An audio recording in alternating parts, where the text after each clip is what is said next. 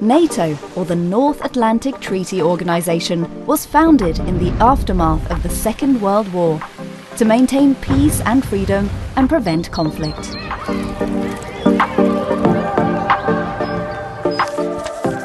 In 1949, facing a growing threat from the Soviet Union, 12 countries from Europe and North America signed a treaty committing to the principle of collective defense. An attack against one of these countries would be considered an attack against all of them. Since then, NATO has helped to preserve peace for its members by providing a unique forum for dialogue, peaceful resolution of disputes, and cooperation on a wide range of political and security-related issues. And also by deterring aggression from potential adversaries. Today, NATO has 32 member countries from Europe and North America, known as allies. NATO's founding treaty allows for other European countries to join the alliance, as long as all existing members agree and requirements are met.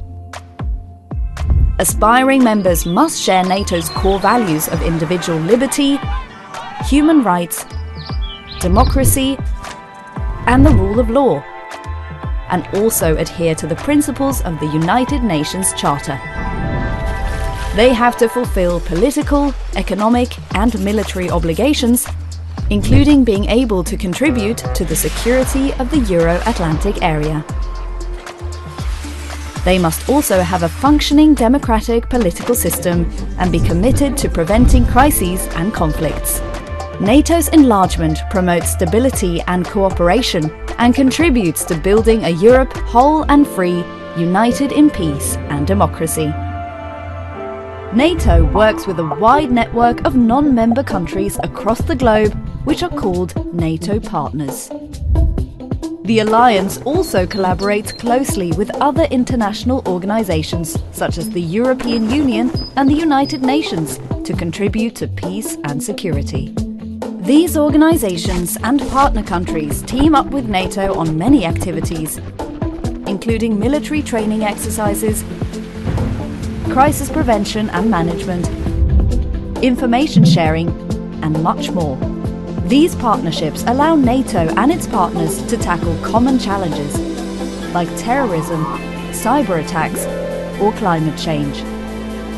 Cooperating with partners that share NATO's core values contributes to stability beyond our borders and enhances our security at home.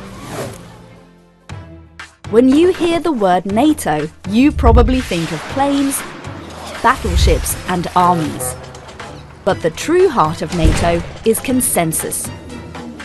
NATO is a place where countries come together to discuss security issues and agree on common responses. All member countries are represented equally in the North Atlantic Council, the chief political decision-making body of the alliance. Decisions are agreed by all allies. This means that when NATO acts, it reflects the collective will of all its members.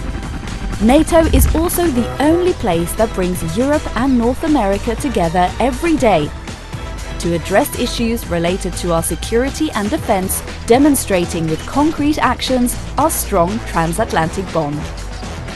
There is no NATO army. NATO relies on member states to contribute forces. Every country brings something to the table, from troops and tanks to submarines and fighter jets. Allies effectively work together by using NATO standards, which range from ammunition sizes to the words that troops use to communicate. Allies also volunteer to lead military exercises and host NATO facilities on their territory, ensuring security across the Euro-Atlantic area. Every NATO country contributes to the costs of running the alliance based on a calculation linked to gross national income. And every member also contributes with a percentage of its budget and provides forces and capabilities to NATO. Allies share the costs of NATO's operations and missions, headquarters, command structure, and jointly owned equipment. In certain cases, groups of allies can also build new initiatives, like its multinational fund to support research and investments in cutting-edge technology. These funds ensure that NATO can fulfill its main mission, safeguarding the freedom and security of all its members every day. Using both political and military tools, NATO can respond to large-scale crises, including conflicts, natural disasters, or humanitarian emergencies.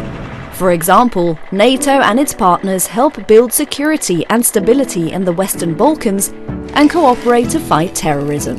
NATO also provides assistance during various emergencies affecting people, like devastating flooding, pandemics, or earthquakes.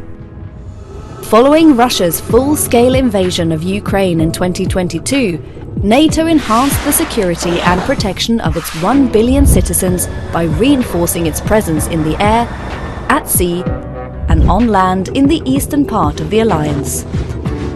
NATO also helps to prevent crises, both by diplomatic means and by deterring aggression. The strength and unity of allies who are committed to collective defense sends a powerful message discouraging any potential adversaries from attacking a NATO member country. Today, Russia is the most significant and direct threat to the alliance's security, using conventional, cyber, and hybrid means in an attempt to destabilize NATO and its partners. Russia's war against Ukraine has shattered peace in Europe. Terrorism continues to represent a global security challenge. Conflict and instability in Africa and the Middle East directly cause large-scale migration and loss of life. The impacts of climate change, unstable institutions, health emergencies, and food insecurity in these regions can also lead to the growth of terrorist groups.